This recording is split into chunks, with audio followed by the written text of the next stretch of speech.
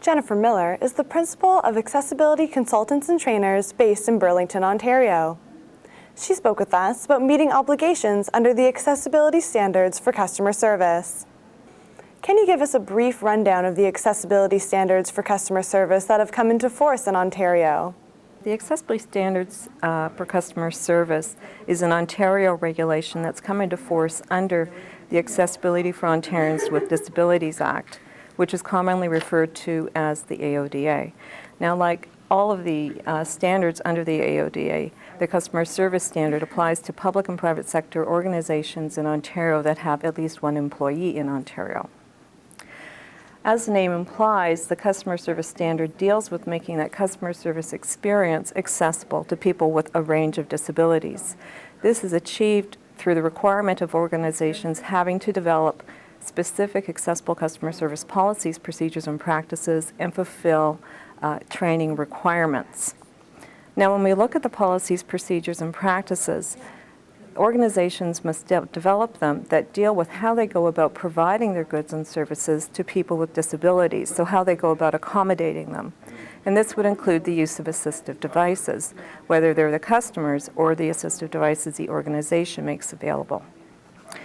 Now, organizations must also allow a person with a disability to be accompanied by a service animal when on their property. And here, a service animal can be any animal that assists a person with a disability.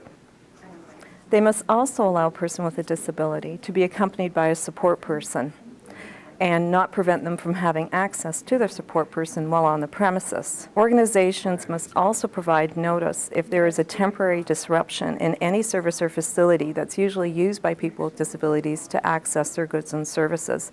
And the customer service standard lays out specific content that must be included in those notices.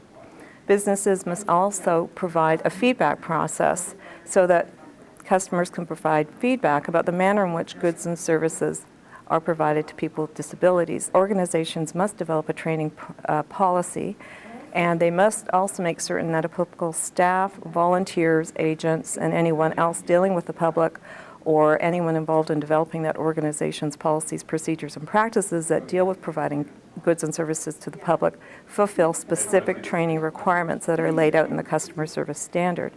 And organizations must also keep records of that training.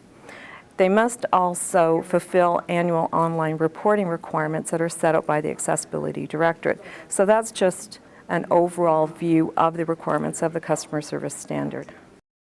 What are the main things employers need to do to be ready for this?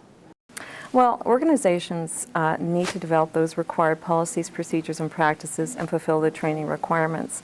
Usually the first thing they do is they appoint someone to coordinate this process and then form a steering committee made up of members from various departments in the organization. Now, the steering committee can also come back and provide any issues or concerns regarding accessibility for customers, any complaints perhaps that have come to the surface, and that's really important. So organizations have an idea of areas they need to address and to use that information to develop accommodation strategies for people with disabilities, and also to use that information perhaps in training. Secondly, organizations need to work on developing their training program. They have to fulfill specific training requirements. The customer service standard lists specific content that must be included in that training.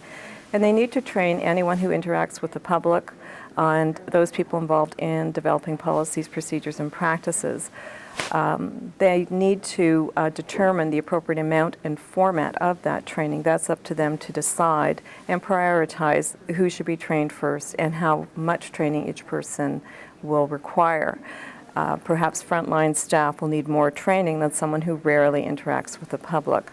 They also need to develop a process for keeping records of who has been trained and the number of people trained and the dates in which training occurred. They need to also make certain that all of the documents required under the customer service standard are available to the public upon request in a format that takes their disability into consideration. So they need to develop a process for providing information in alternate formats.